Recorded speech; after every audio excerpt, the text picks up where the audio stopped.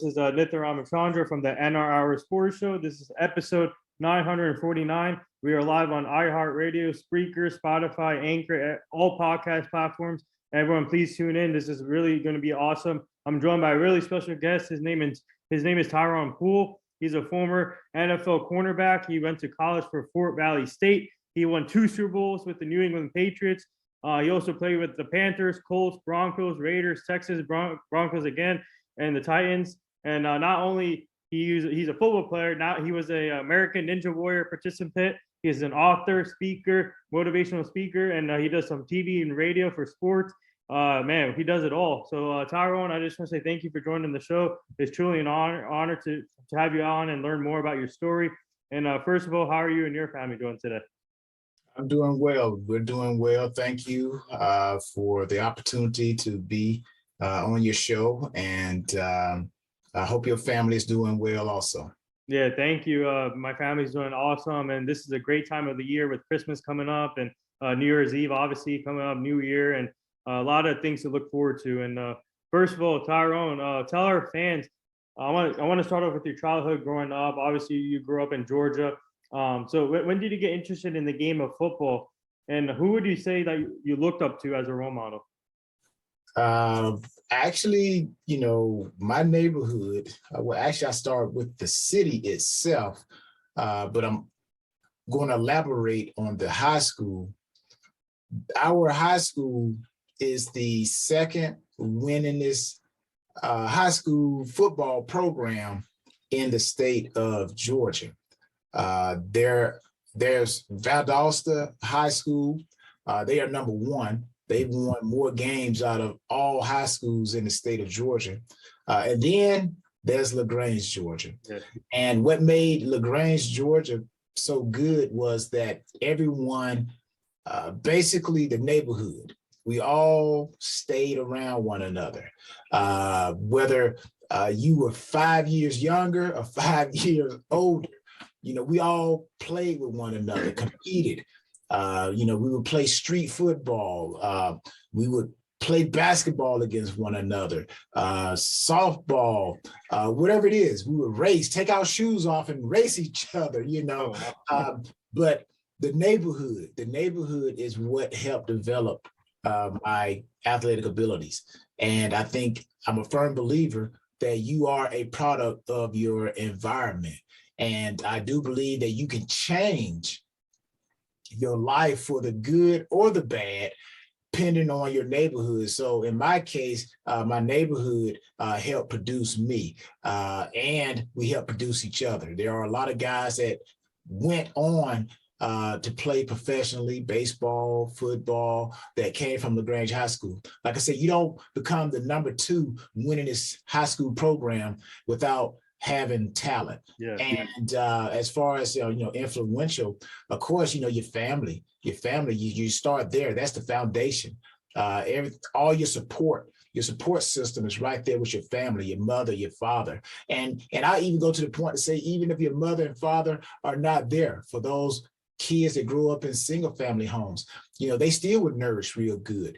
But bottom line, that was your environment. But I would recommend and encourage people, if you have children, your mother, father, these kids didn't come in the world by themselves. So, that family foundation structure, whether the mother and father are together or not together, is very crucial in development. So that was my little snapshot. The city helped me develop my talent, and my family structure helped me shape it. Yeah, so when you were in high school, not only you played football, but you participated in track. So tell our fans, how did track help you play with football? Obviously, track helps you with the speed. And what was your process with track while playing football in high school?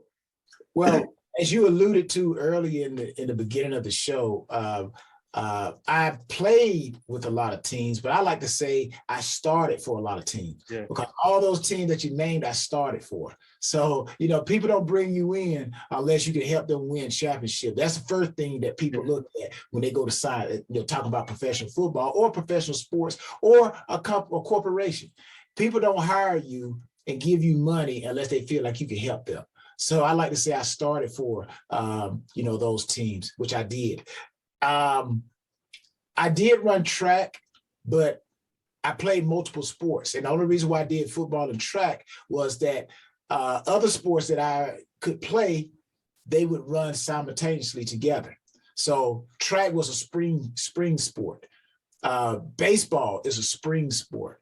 Soccer is a spring sport. Basketball is a fall sport. Football is a fall sport. So yes, I could play basketball. I could play soccer. I could play baseball, but I could not do all those sports at the same time.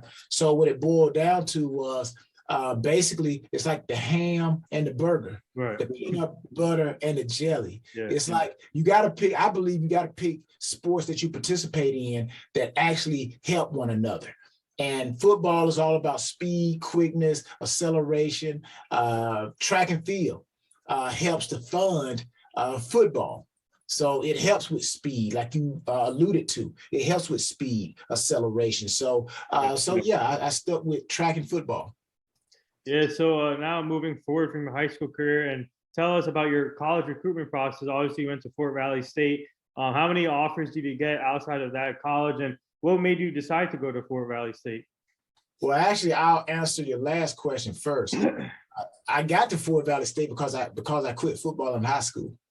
So this is a message for anyone that feels like you failed, faltered, you think you fell out the block, so to speak. We talk about track and field. You fell out the blocks, or you had a late start.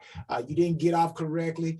And you think your race is over? No, it's not. Like I said, if that was the case, then I would not be sitting here talking to you guys right now, and you would not see those Super Bowl trophies and helmets behind me if my story was over just because I quit football in high school. Now, I did make it tougher on myself, but I always believe that the cream rises to the top. So for anybody that feel like you failed, faltered, life is not going the way you want it, you can always change it. Like I said, your environment, what you hear, what you say to yourself, and what you see. You got to be careful. But I quit football in high school.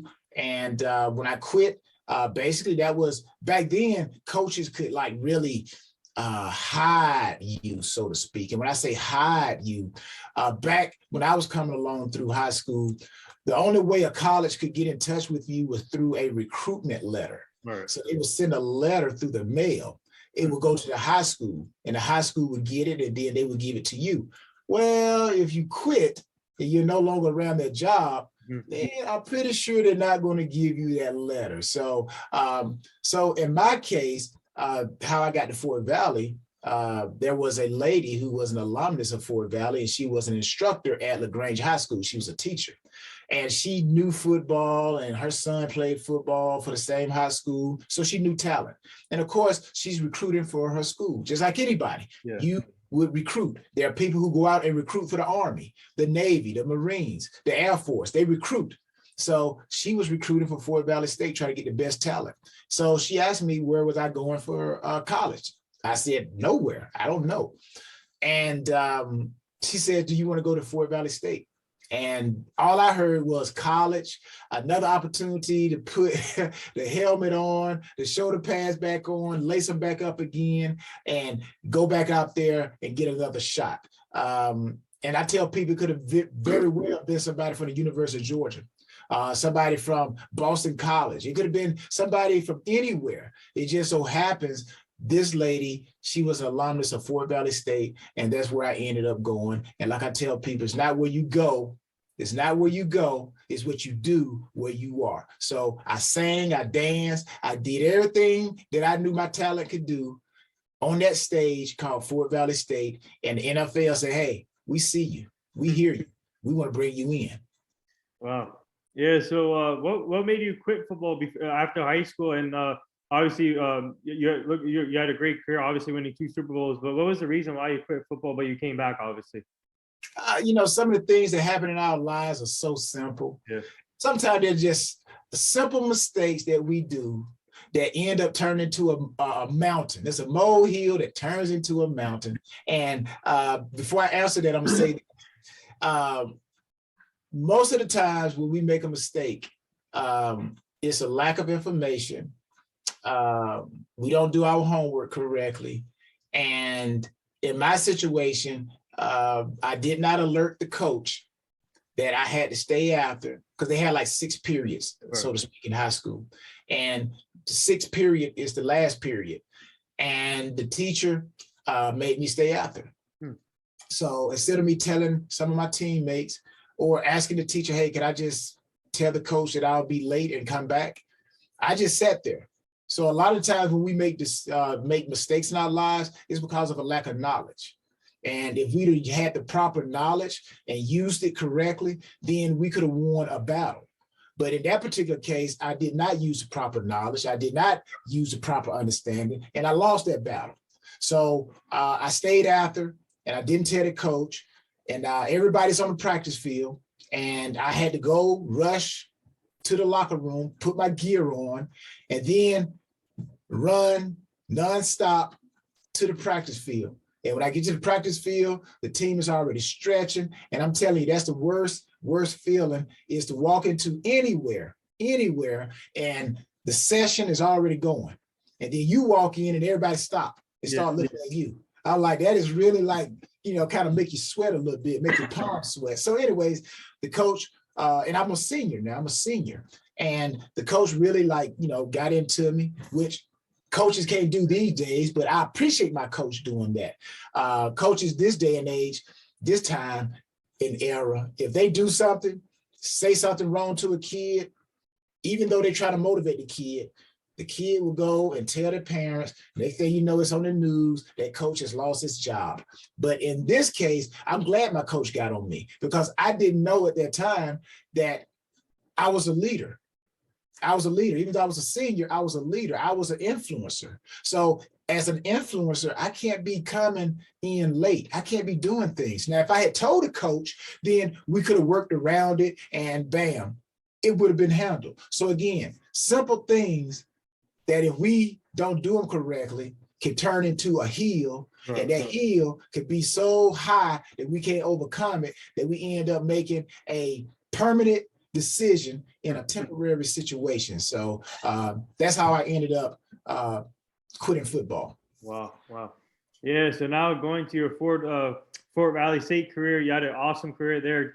Obviously, 934 yards, 70 punt returns, 17 interceptions, and you also did the 200-meter dash in the national finals. You finished second with the record. So explain to our fans, what was it like playing for that college, and what was the atmosphere like? Yes, that's a good question. Thank you for asking that. Fort Valley State is a HBCU, which means historical Black colleges and universities, HBCU. And to be able to play in an environment where things are not given to you, financially, small schools or just period don't have the ability like the bigger schools. But I think you learn more when you don't have a lot versus when you have a lot. I think you don't learn as much. So Fort Valley taught me basically work ethics, which coming from LaGrange High School, again, that's why we had such a great winning tradition. They developed work ethics in us and as players. And when I got to Fort Valley just continued to enhance that ethic, that work ethic in me. And it taught me how to be creative in adversity. A lot of people, the reason why I think they don't make it in life is because they do not know how to become creative in adversity. They have the ability of creativity, but they don't know how to use creativity when adversity comes. And I think if you can make the ones that survive, just like even with the New England Patriots, or you look at any team, the reason why the Patriots win or other teams win, whether it's baseball, basketball, consistently, is because they become creative in adverse situations, and they know how to make the right adjustments. So Fort Valley taught me how to make the right adjustments, taught me, continue to build on my work ethics. And I just enjoyed the ability to focus. It's a small town, not a real big city. So really I had time to focus. I kind of like put blinders on, and it helped me to stay direct, to stay focused, just like a lens on a camera. Everything that we want in life and everything I wanted at Fort Valley was there. Everything that people want in their lives, those that are watching and listening, hear what I'm about to say. Everything you want in your life is already there. Nothing has moved. Just like a camera, when you take a picture on your cell phone, or if you're using a webcam, or if you're using a camera, you first got to focus, bring the image into clarity. So when you focus your life and you see directly what you want, because you got to know what you're shooting at. You got to know what you're going for. Like the old saying goes, if you aim at the moon and you miss, you'll be amongst the stars. The point is you got to aim at something. Then you focus in. And once you see focus, you get clarity. And then you're able to go after and maximize that which you're trying to go after. So Fort Valley taught me a lot of clarity and how to focus. And I had great times there at Fort Valley. Track and field, still, again, doing something that I did in high school. I ran track in high school, played football in high school, ran track in Fort Valley and played, ran track and played football at Fort Valley. Yeah, I would like to pick you off from your answer. And speaking of HBCU schools, it's amazing to see the growth. And you see like Eddie George taking over Tennessee State, Deion Sanders, Jackson State University, Hugh Jackson now coaching Grambling State University. So what do you like about the growth of these schools and having former NFL players being coaches? And Deion Sanders just landed one of the top high school prospects, Travis Hunter. What do you like? What are your thoughts on that growth of HBCU schools now? Well, what I'm hoping, of course, we know Deion did not go to a HBCU. Eddie George did not go to a HBCU, but none of that matters. What matters that I see is the fact that Deion, we'll focus on him because he's the one that basically everybody's seeing a success. Eddie George, he will eventually come and change Tennessee State's program around. But right now, as they would say, Deion is the engine that's pulling the train called HBCUs. And what I like about Deion that he did, he exposed something that was already there. What I mean by that is talent, creativity, like I said, the ability was already there. And what Deion did, Deion showed us a way that, hey, if you guys do it like this, you do it like that, the seeds that you guys have there, HBCUs, you can plant them and it will grow. We have just been planting, most of us, not all HBCUs, but I think historical Black colleges and universities, not all of them, HBCUs, have been planting in the wrong soil. But I do think there have been some things that have handicapped us, that maybe we got the wrong people, in the wrong situation, wrong position. I do believe in order to maximize the future, you have to be innovative in the present. You can't be innovative with a traditional mindset, even though the foundation has to be traditional. But again, remember, I said making adjustments. In order to make adjustments, you got to become creative. And you got to become innovative. And Deion just took what he has done over the years of professional football and his influence, and he has displayed and promoted and helped HBCUs get noticed. So that's what I mean by we already have something there that Deion just helped us see we could do it better. We could be better at it. Better at displaying and promoting the talent and the culture that makes up HBCU football. Well, or sports. Yeah. So now moving forward, tell our fans about your draft process. You got drafted in 1995, the year when I was born, round 1, pick 22 by the Carolina Panthers. And actually, you made history because you were the first player to be drafted from Fort Valley State University. So what was that like for you, for your family, and waiting for your name to be called? And finally, once your name got called by the Panthers, what was it feeling like? Yeah, that's a good question as well. And also I want to add this in. Not only being the first round draft pick ever in Fort Valley history, which I hope that there are others that will come. We got a couple of guys that are being considered NFL draft prospects right now. But I also want to add this in. Not only was I the first, praise God, I was the first round draft pick to come out of Fort Valley, but I was the first defensive selection in Carolina Panther history. So, that says a lot right there. Not only just being the first rounder coming out of Fort Valley, but, the favor to be the first ever defensive NFL draft selection. That says a lot right there. Yeah. You're talking about a professional team that this is their first year in existence in 1995. Yes, most people, the question is, if I'm going to start an organization, who do I start it with? A football team. Who do I start it with? A quarterback. That's the foundation. Then on defense, they say, hey, they could have gone after a linebacker. They could have gone after a defensive end, a safety, or whoever. But they said, you know what? We're going to we want to build our defense around this kid from Fort Valley State University, HBCU. So sometimes I look back and I say, wow, what must I have been doing to get noticed like that? Because, I'm telling you the truth here. Sometimes you could be great at something, praise God, that you don't know you're actually great. Yeah. Because to you, it's normal. It's natural. People who are creative and they can draw. Somebody can come up and say, wow, that is great art. You are very creative. That person be like, what? I do this all the time, but sometimes you can be so close to the mirror, to the painting, that you really don't know what it actually looks like. And you have to back up yourself and say, whoa. So for Carolina to draft me as the first ever defensive draft selection in that team history is real big. But to be drafted, period, that's almost like just everything coming full circle for what we worked on.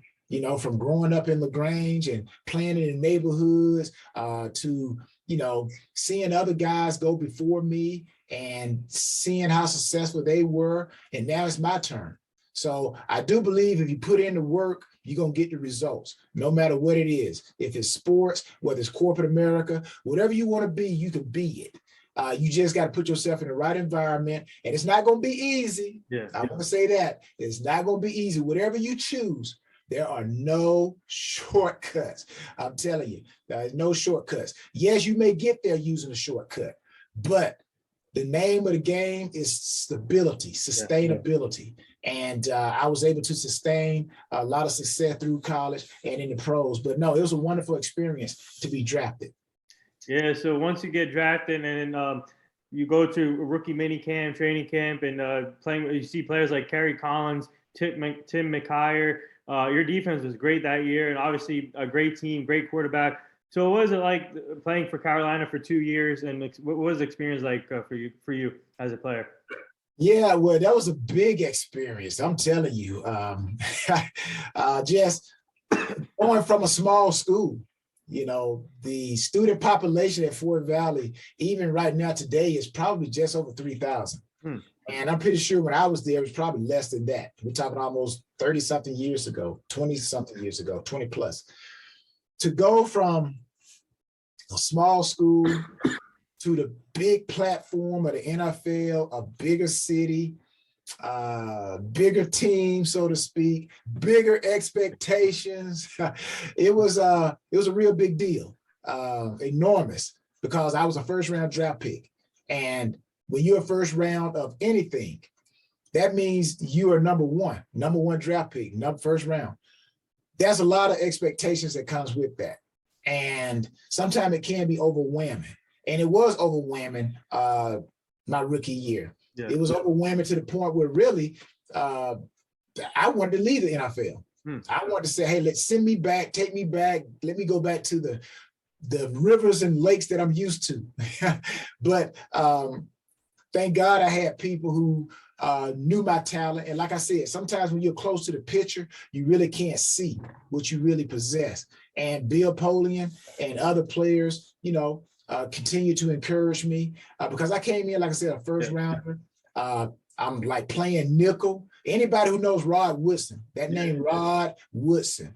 Rod Woodson, I think, is the best overall defensive back to play in the NFL. I think Deion, I love Deion. I mimic Deion.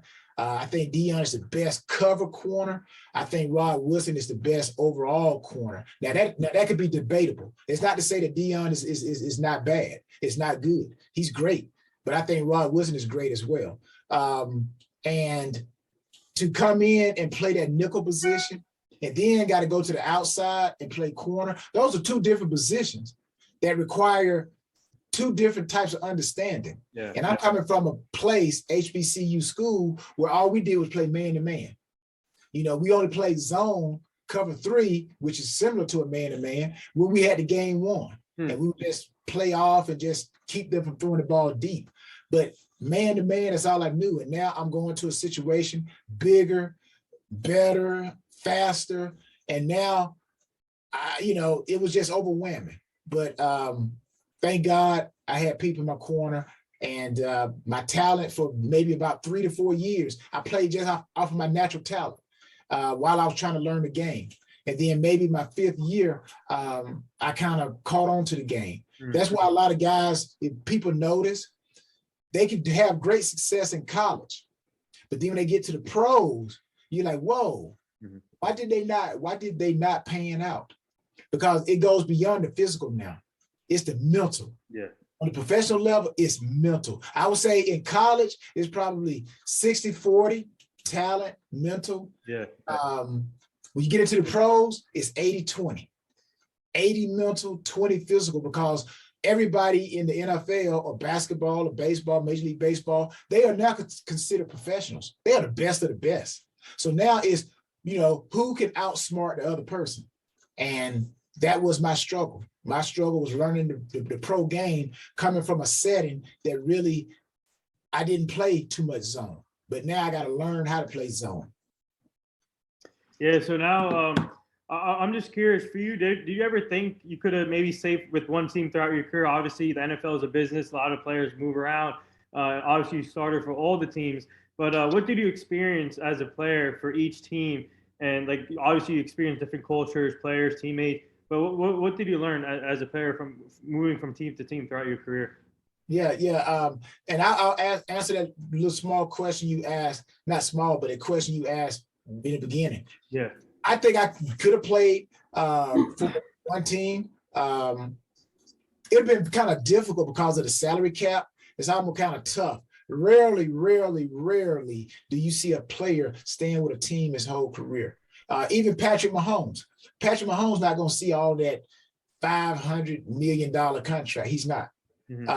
Because his cap is going to become so high that eventually they're going to have to cut him loose, not because of talent, but because maybe his salary cap, if he doesn't renegotiate. So that's why you should get all your money up front. I believe in that.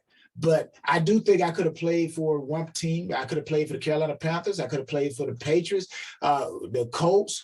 But again, we play in an era of football where, hey, you're trying to do the best you can so that you can get the most you can. Yeah.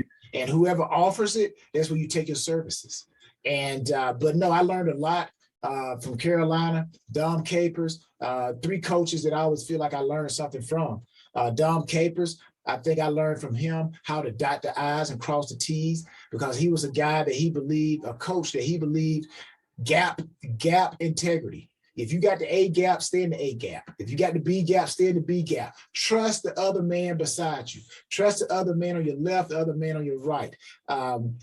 And then when I look at the Denver Broncos, I played with Denver Broncos, Mike Shanahan, Kyle Shanahan dad. I remember when Kyle Shanahan used to be at practice when he was younger then, but now he's a head coach, for the same team that his dad used to coach and everything. So from Mike Shanahan, I learned how to treat the players like men. If you act like a man, I'm going to let you operate like a man. And if you mess up and cross the line, then you're going to get reprimanded like a man gets reprimanded. And what it did, he put so many incentives into helping us be more like a man, that it made us really coach each other. We policed each other. Which made his job, I think, easier as a coach. This day and age, you got coaches policing themselves, policing the players, everything. But Mike Shanahan instituted a system that is called, well, what he did was every time we won on Sunday, we would call it victory.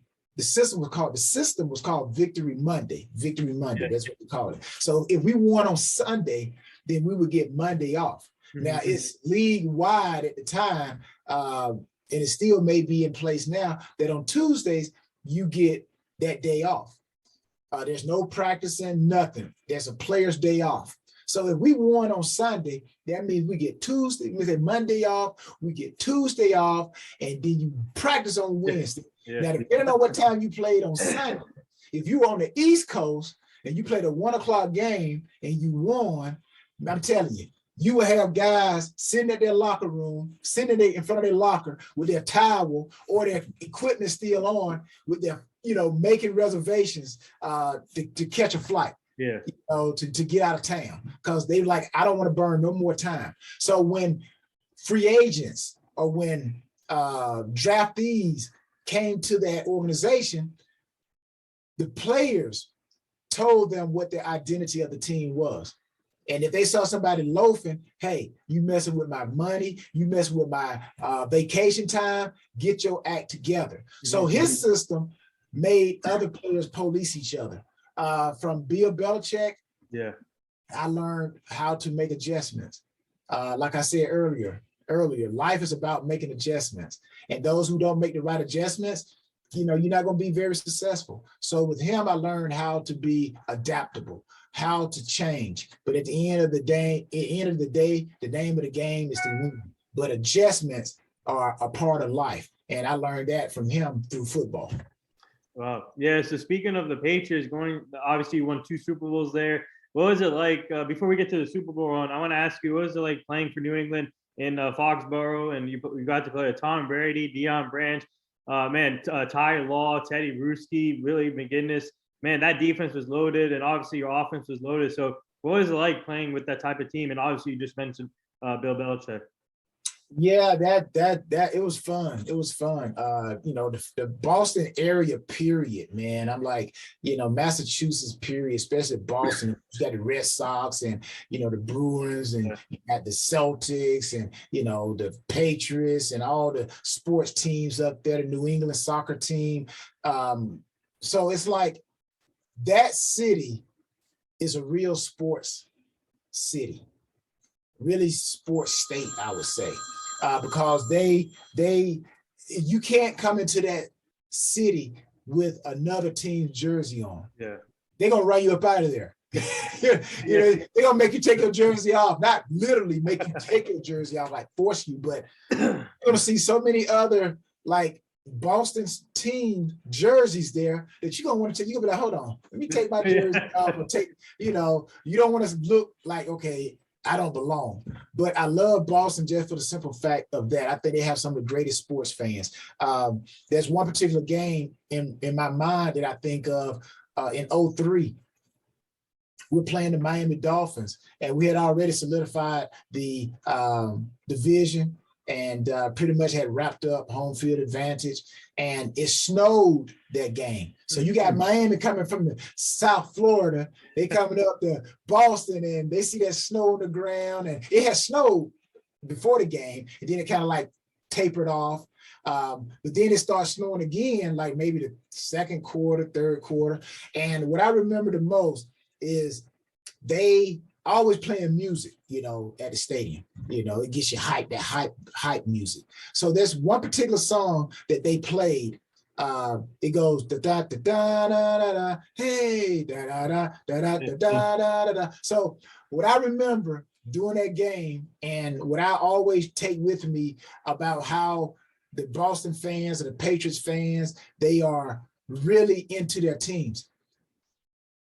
When they played the song and hey, people would throw snow up in the air. So it was like you got 70,000 some people in a bowl a bowl and you just see snow going up in the air, and we're on the field, so we got the best view of anybody because we could just look around and see everything. And to see that, and it was cold out there and the stadium was sold out, and so I'm like, wow, man, these are real good fans. So it makes you, feel good about being a Patriot. But to play with guys like you said, Ty Law, I think we actually, he and I at the time were considered one of the best tandems. NFL Network would always have these special shows called the NFL best quarterback receiver combination, or whatever the case may be. And they had the NFL's best tandems. So we didn't make the list of the top 10, but we were mentioned. Right. We were mentioned. So, Hanford Dixon and Frank Minifield, people like that. And, they said Deion Sanders and anybody else who's on the other side, so made a good tandem. And then, they would come up and say basically the ones that didn't make the list, but are real notable. And they mentioned me and Ty. And then we got Rodney Harrison back there and Gene Wilson, Big Ted Washington. He was the anchor of that 3-4 defense. And then you got Ty Warren, Willie McGinnis, Mike Vrabel, Teddy Bruschi, Roman Pfeiffer. We had a pretty good doggone defense, which in my mind, I think it still ranks in the tops of the defenses that probably Bill Belichick has had while he's been at New England. Because we used to blitz and play man and play a little bit of cover two. And offensively, we were stronger on defense than our offense was. But still, we had Tom Brady, Deion Brandt, David Givens, So we had the horses over there to move the ball, good offensive line, Damian Woody, just so many guys. And so it was a good organization. Mr. Kraft, he would come in and sit in the meetings at times, but he made sure he stayed an owner. Which you have some owners these days. They, all in the locker room, all on the football field, a meeting room. They just be an owner and sit back and let the coaches coach and let the players play. But I learned a lot and had a lot of good times up there in New England. Yeah, so tell our fans about the 2 Super Bowl rounds, obviously 2-time Super Bowl champ. The first one, you got to beat your former team, the Panthers, 32-29. And the next one was against the Philadelphia Eagles, 24-21. So take us through those 2 Super Bowl runs with you guys. Both have their own significance. Super Bowl 38, which was my very first Super Bowl. A lot of guys play this game. I thank God just for the opportunity, because a lot of guys play this game and they never get an opportunity to win a championship, or nevertheless go to a playoff game. Larry Centers, who was on the 2003 Patriots team. I think it's one of the greatest fullbacks / hybrid running backs that ever played the game. Larry could run it and he could catch it out the backfield. He used to play the Arizona Cardinals. Now, the Arizona Cardinals never really was a good team during his career there. And his first time going to the playoffs was with the 2003 New England Patriots. And Larry had played many years. But that Super Bowl 38, what kicked that off, we are 1-2 going into the Washington football team. I was about to say the Washington Redskins, but the Washington Redskins football team, but the Washington football team, we go into them, we go in 1-1. 1-1. We had just lost a game going into the Washington game. Then we lost that game to Washington. And, we kind of had a sit down. Bill had a sit down with us, so to speak, and let us know, hey, we're better than this, because the Patriots had gone to the Super Bowl in 2001. They went to the playoffs, but lost in 2002. So they had all the pieces there. So it was unacceptable. And from that moment, after that Washington game, we went on and won 21 straight games, which included 2 Super Bowls, which included the first Super Bowl. So that was a great, scene to show how motivation can bring people together for a common goal and how sustainable it can be. Now, Super Bowl 39, the second Super Bowl, that was tough because it was a back-to-back Super Bowl. Yeah. And when you win the first time, sometimes, or anything in life, those who are watching and listening, think back on your life. When you did something for the first time and you won, and people feel like you shouldn't have won, they say, you know what, you were lucky. Or let's see if you can do it again. This time we're going to be waiting for you. So that what made Super Bowl 39 so tough was because we were last year's champion, previous year's champion. And now people always trying to give their best against the champion because they say this is our measuring stick. This is our barometer. We get to see how we stack up. So we got every team's best, and still yet we were able, to overcome injuries and still win that second Super Bowl back to back. So, and I'll say this about the Patriots organization too. I wasn't there for this, but the Patriots, if everybody remember, the Super Bowl against the Philadelphia Eagles, which I know they don't want to remember because the Patriots lost it. But if the Patriots had won that Super Bowl, they would have been the second team to win back-to-back Super Bowls since the Pittsburgh Steelers of the 70s. So that would have been a tremendous feat. But we didn't come out on top on that particular Super Bowl. But those Super Bowls were tough. The first one is always it's always the most enjoyable one because it's your first time. It's like a woman having a baby, or a man and a woman, a family having a family. That first child, you're happy, you're excited. And then the second one, you just try to learn from the first one because it's going to be a little bit tougher, But there was some good times with those Super Bowls. Wow. Yeah. So speaking of Tom Brady and Bill Belichick, obviously your former teammate, former coach, what's it like seeing them still going at it in the league? Tom Brady obviously playing with the Buccaneers, and Bill Belichick coaching this young team to a 9-5 record right now. Amazing this year what they're doing. So what are your thoughts on them, both of them still going at it? Yeah, it's good to see both of them going, and it's all about the mentality. And I think that what makes Tom great, his mentality. He's always going to push himself. He's always going to do the things to help himself be better. Belichick, the same thing. He has a mentality from the coach's standpoint. Tom has that mentality from the player standpoint. It's almost like Kobe Bryant. They say Mamba mentality. Well, it could be anybody's mentality. It could be Tyrone's mentality. It could be John's mentality, Sue's mentality, Jennifer's mentality. It's basically the way you think, determines how far you can go. I truly believe that. And Tom believed and that he could be the best, even though people said, hey, you know what? You're just a kid coming out of Michigan with no muscles, and, we don't even know if you can last. So, his mentality, that's what you cannot measure, his heart and his mentality. Same thing with Coach Belichick, his mentality, his heart. He's passionate about the game, and mentally, he's going to do everything he can to make sure that his teams are prepared. But to see them still playing and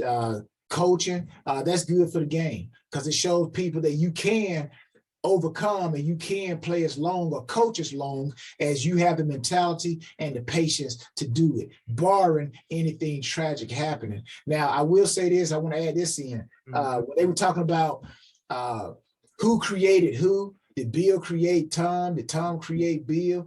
I always like to tell people this. It's almost like which came first, the chicken or the egg? Yeah, yes. Me personally, I think that both played a part.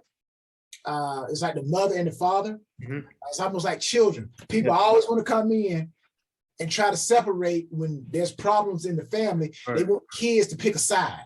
But really, it's both parents that contribute to the success of their kids. So the success of the Patriots organization was because of Bill and Tom. I think Bill gave Tom all of his intellect, his knowledge, and Tom took his current present ability and mindset and mixed it in, and he produced Tom Brady. But I think the the culture had always been there. Yeah. It's just that, hey, if I got a son, I do have a son.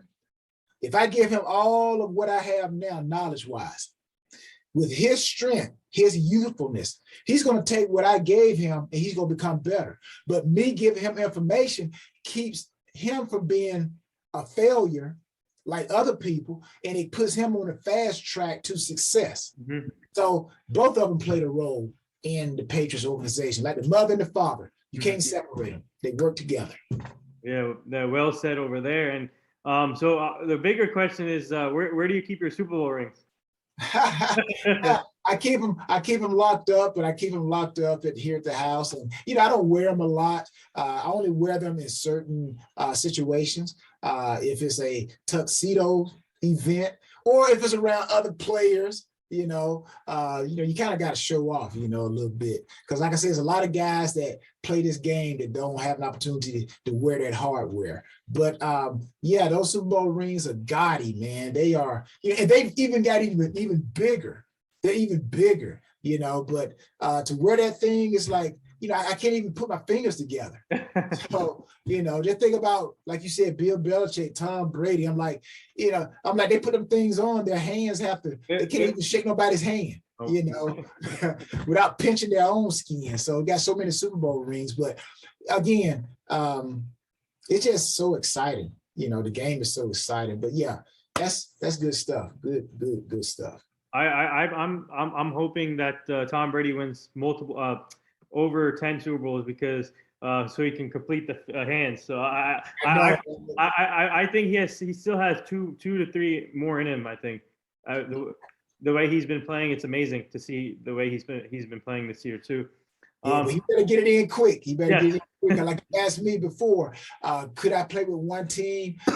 Could I have played with one team? Well, again, this day and age, contracts are the one thing that breaks teams up. So hopefully Tom can get it in this year and get it in one more year before the Buccaneers team is dismantled because of contracts. Yeah. So now looking back at your great career and winning 2 Super Bowls, playing with different teams, coming from Fort Valley State, how grateful are you to be in this position to make your college proud, your family proud, to work hard every day, not give up, and just get to your goal, and what you did, and winning 2 Super Bowls, like I said. And how grateful are you to be in this position right now? Very grateful, very thankful, just favor, grace, hard work and faith. Faith without works without faith. You need them both. And I just thank God for, the opportunity. Again, I thank God for being an example to show people, again, it's not where you start. It's what you do where you are. It's not how you start, it's how you finish. It's not what you do where you are. It's not where you are, it's what you do where you are. So again, I'm very thankful, very appreciative. And I thank God for a long career. No major injuries. So I'm still able to run with my kids and show them how tough it is. Nothing just happens. Nothing just happens. I tell them one of my sayings, if you put a blank piece of paper in the copier, you're going to get a blank piece of paper out. Mm-hmm. Whatever you put in is what you're going to get out. Perfect practice makes perfect. It used to be practice makes perfect. No, you got to practice the way you want to play. Perfect practice makes perfect. So if I want to copy a 5, if I want a 5 number to come out on the outside or the other side of that copier, then I have to put a 5 on the screen that it scans. So that's why I think it's important. It's good to have mentors, but I think we need to find models, so we can cut according to that model. That's why I think it's imperative that we find people in our lives that has already done it. And they can tell us exactly how it's supposed to be done. We may not do it like them. The experience is going to be different, but the principles, they never change. They're always the same. So I'm grateful. I'm thankful for being able to play a long career. Yeah, so now off the field, after your football career, you got a lot of things going on. You're an author, motivational speaker, American Ninja Warrior participant, and you get to cover some games as a radio host, TV. So what's that been like for you to have multiple things after your NFL career? And first, I want to get to the American Ninja Warrior because I love that show. And how did that come about for you? Well, actually, I still work out heavily. I don't mean I say heavily, I work out on a regular basis, basically 6 days a week. So that's heavy. Most people, they're like 6 days a week, but fitness is catching on. There are a lot of people working out 7 days a week. So fitness is nothing like having a good feeling about your body and having a good feeling mentally. But myself still working out. They had the Super Bowl here in Atlanta. The Patriots played the Rams, and it was almost like a hand in glove situation. We submitted and did a video, and the name recognition, the Patriots playing. It was almost like a no-brainer. So, but it was real cool. I met a lot of good people who, if you looked at them, just like a lot of NFL players, if you look at them, you would say there's no way that this guy's a football player. He doesn't have not one muscle, or this guy's not tall enough, or this guy's too big. I know football players are big, but this guy's too big. But anyways, the American Ninja Warrior was very, very good. I've met a lot of people who you would look at and probably not think they would be that athletic. But yeah, I met a lot of good people. It was fun. Was Akbar there when you were there? Yes, he was broadcasting. Yes, he was broadcasting, still broadcasting. Mm-hmm. Yeah. So now, what's it? Obviously, you're an author now, motivational speaker. So what's it like covering the game also from a different aspect, from off the field? What's it like covering the games now? Well, it's kind of like covering the game. It's kind of like in my book, I call it the ultimate. My book is called The Ultimate Success in the Game of Life. And those that, if you like what I'm saying right now and what I've said throughout this interview, you should read the book. I'm telling you, you're going to be even more inspired, because I probably gave you one or two things, principles, but this book is made out of 12 dynamic principles. And principles we know work for anybody according to how you work it. Gravity will work for anybody. You can make money with gravity. The reason why most people are not making money with gravity is because they don't understand gravity. So my book will teach you how to understand who you are, how to overcome, how to speak to yourself, how to develop a philosophy. A lot of people don't have a philosophy for their life. They just walking through life, going through life, just feeling. They really don't know, they don't have a purpose or philosophy. So the book, again, Ultimate Success in the Game of Life, Tyrone Poole 38.com. Again, that's Tyrone Poole 38.com. But to be able to go and be an analyst for games, gives me an opportunity to still be around the game, especially young people, because that's, I kind of do the broadcasting for college. So to see these young men do the same thing and pursue the same goals that I was pursuing on the same level is inspiring. And, just to try to inform people who are watching and listening, giving them my eyes, what I see, and whatever happened on the field, how I'm able to interpret it, what it means to me, giving them my perspective. So to be able to do that and to be able to just motivate people, my goal is to inspire, to motivate, and just to inform people. That's what I try to do. Yeah, you heard that, fans. Go check out his book, TyronePoole38.com. We're definitely going to check that out. I love reading former players' books. Actually, I'm reading a book right now. I don't know if you know him, Sean Conley. He's a former NFL player from the Colts. So I'm reading his book right now. So we'll definitely check your book. I love reading you guys. When you guys put the stories in the book, that's what like you just said. It makes it more inspiring and more in depth. So we're definitely going to check your book out and share it also on our social media page. So now I want to ask you, what are your thoughts so far on this NFL season? Obviously, they added a 17-game schedule, and what are your thoughts overall so far? Because this playoff time is coming quickly. Yeah, and I say one more quick thing about the book. The book actually gets autographed. Okay. So the book, you can get the book anywhere, but I always tell people two things, the reason why I want you to get it from me. And I've learned this, and anybody who's out there that's an aspiring writer, that's why people self-publish. Yeah. Because when you self-publish, all the funding can come to you and you can go out and continue to help the community. But when you deal with a publishing company, they get their whatever from it percentage, and then the writer, the author gets their part. And sometimes it's very low. So that's why you see that these authors, they have their own books and they're selling them. So go to my website, TyronePoole38.com, and you're able to get an autographed book personally. Now you won't get that, you go anywhere else. Wow. So even if you buy the book and then you try to send it to me, it will not get signed. But you got to buy it from me and it'll get signed. But it's helping me build champions, locally and globally. So,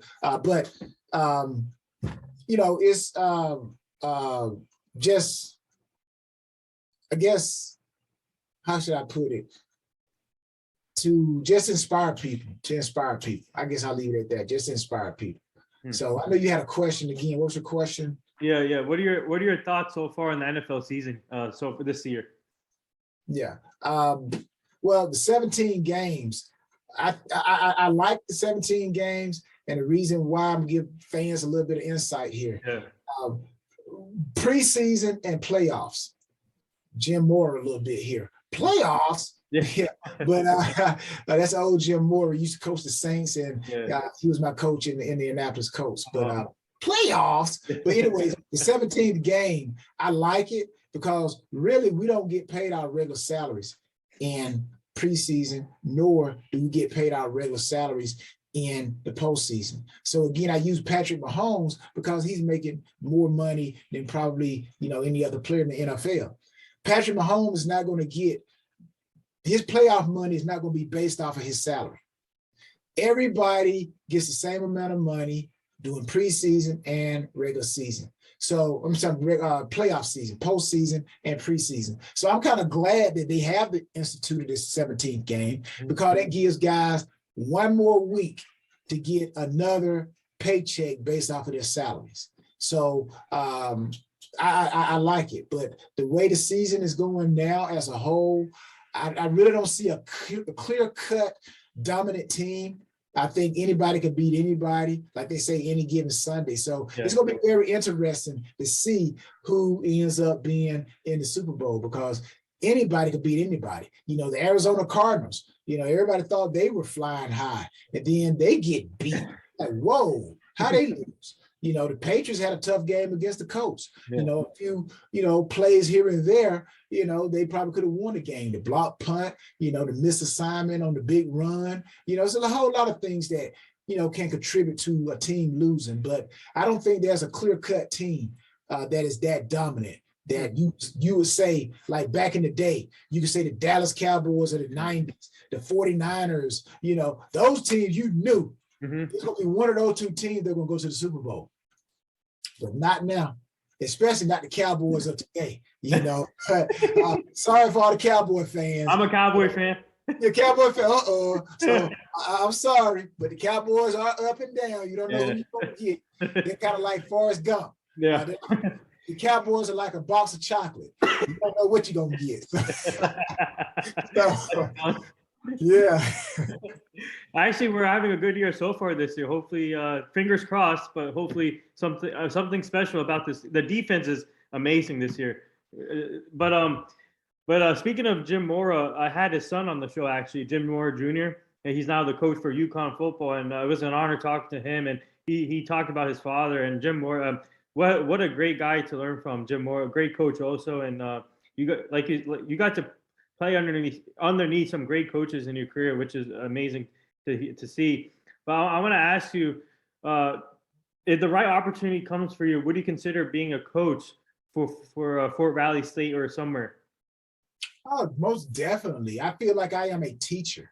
I'm a motivator. And my job as a person, if it were to be a coach, my job would be to make sure that I take my experiences in life, good, bad, or whatever, and make sure that those that I am trying to lead never have to experience or live up under that which I've experienced. So a teacher, their job is to always help people take off where the teacher landed. So that's why I have always said the student is only as good as the teacher, and the teacher is only as good as the experience that the teacher has been exposed to. So I've been exposed to a lot of great things, and I know that there are kids that are just as hungry as I was, coming out of HBCUs or Fort Valley. It could be any school. I just feel like I have so much to give back mentally, physically, and spiritually. So again, I don't want anybody to live beneath that which I've already experienced. So, and again, we live in a world where there's no temptation, trial, or test is not common to none of us. It's a different experience, but we all gonna go through that principle. Yeah. So a couple more things before I let you go. So when you watch the game now, does any cornerback remind you of yourself? Shoot, no. I think we all have our own little flares. But there have been people that have said that I have inspired them, just like there are other guys that have inspired me. So in that capacity, there are a lot of people that I see that remind me of me, the hunger, the confidence. But as far as being me, there's only one Tyrone. So I don't think I ever see somebody out there like a Tyrone Poole, but I do see there are guys out there that have that same hunger, the same work ethics, the desire, the focus. So that is what I like and what I see. So before we get to the last two things, like I said, I'm a Cowboy fan, and we have a kid named Cherryon Diggs on the defensive side. I'm sure you're paying attention to him. 10 interceptions in 13 games. He has a chance to pass Everson Wall's record, former Cowboy. So what are your thoughts on him? Do you think we could put the island on him yet, or still too early? No. That's almost like what they said about the linebacker. They put a picture. Somebody put a picture of him with Lawrence Taylor. Micah Parsons. Yes. And I think one of the coaches from the pros, a current coach that's coaching, said that, no, you can't do that, man. But the media will do that. Yeah. They will, because they try to make a story, they will take something and try to compare it. But the real sports fans know, you know what, you got to do a little bit more in order to get that recognition right there. And I'll say this too, two things. I used to be a Dallas Cowboy fan. I say I used to be, but I was a real big Dallas Cowboy fan growing up. Real big. I remember the Roger Staubach, the Danny Whites, and the Ron Springs, and the Billy Joe Duprees, and Tom Rafferty, the center, too tall, man. Yeah. Bob Bruin and Charlie Waters, man, don't get me going talk about the Cowboys. I can't forget Tom Landry. Yeah, Tom Landry. Yes. But I just feel like you can't give players labels. It's too early. I'll say this also, lockdown. People like to give corners that title. He's a lockdown corner. No. They need to get rid of that statement. There are no lockdown corners. Lockdown, like I said earlier in the show, the best cover person that I ever thought was Deion Sanders. Rod Wilson, I think, is the best overall corner. But Deion shut down when he retired. Shut down, left with Deion. Now, this is my definition of shut down. Shut down is like when you shut a door. I close a door, I lock a door. There's no way you coming through that door, Jack. No way. But today's corners, I think they are good cover corners. They are good. There are some good corners, period.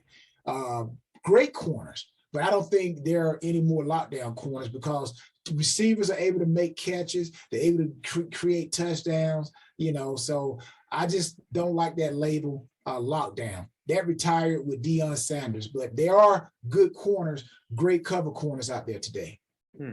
Yeah, so the last two things here, our team is part of this foundation. So Hugh Jackson Foundation, obviously mentioned him earlier. We're trying to help him prevent human trafficking, making sure the community stays safe, the kids stay safe. So we'll send you the foundation so you can go check it out. Yeah, thank you. And also, we have an app. We have an app called Stomp. You can go to the website, stomp.world, stomp.world, STOMP world. Stomp means stop traumatizing others mentally, and physically. And also we have another app called the Bullying Buddy. You can go to bullyingbuddy.world, BULLYING buddy. Bullying Buddy, BUDDY.world. So we're trying to do a lot of things with human trafficking, domestic violence, just bullying, period, K through 12, taking care of the elderly. There's a whole lot of, nonsense that's happening. And I think we've come on to something very great that is going to transition and help people. And my last thing is, Tyrone Poole 38 Foundation. We do a lot of things. We're actually giving away food this Thursday, the 23rd. We're giving away food in my hometown, so I'm excited about that. Thank God. My foundation has been around ever since 2011, but I've been doing humanitarian work, so to speak, all my life. It's just how my parents, I see them do it. So that's why I believe having that foundation of your family is so important, because you become what you are. Train a child up in the way they should go, and they won't stray from it. So, but my foundation, Tyrone Poole 38 Foundation, if people want to donate their time, their talent, or their treasure, you can go to Tyrone Poole 38 Foundation.org. Again, it's Tyrone Poole 38 Foundation.org. And there you can help us continue to build champions locally and globally, even in Boston. Yeah, that's amazing. Everyone go check out his foundation. And I saw one of your posts that you posted actually with your foundation, and that's amazing what you're doing. Keep up the great work there. And the last thing here, would you like to say anything to all the essential workers, frontline people, nurses, doctors? Say the thing to the nurses and doctors. Oh, the great, mate. You know what? How much longer do we have? I'm like, these nurses and doctors, as they say, the frontline people, the medical staff, whether it's in the real world, corporate America, athletically, these people help keep people like myself, you, athletes, keep us going. And because we know if something happens to the masses, the people, then the economy slows down. Things slow down. The company slows down. So these people, these doctors and nurses, they're up at the crack of dawn, early in the morning, and they just do an amazing job. So I just pray that they continue to stay healthy and continue to do great works, because what they do is not easy, and they are appreciated. Yeah, well said. And there it is. That wraps up episode 949 with former Fort Valley State NFL cornerback Tyrone Poole. He won a two-time Super Bowl champion from the Patriots. Now he was American Ninja Warrior participant. He's an author, writer, motivational speaker, and he's a TV radio personality. And go check out his website, TyronePoole38.com, and his foundation. He's doing great things in the community. And Tyrone Poole, is truly an honor to learn more about your story on this show. We would like to have you back on the show at some point down the line so you can meet the full team. But keep up the great work, and what a great career you had. And thank you again. Thank you. I appreciate it. Anytime I'm always around to encourage, inform, and just inspire people. So you got my information. I look forward to the next opportunity. Yeah, thank you.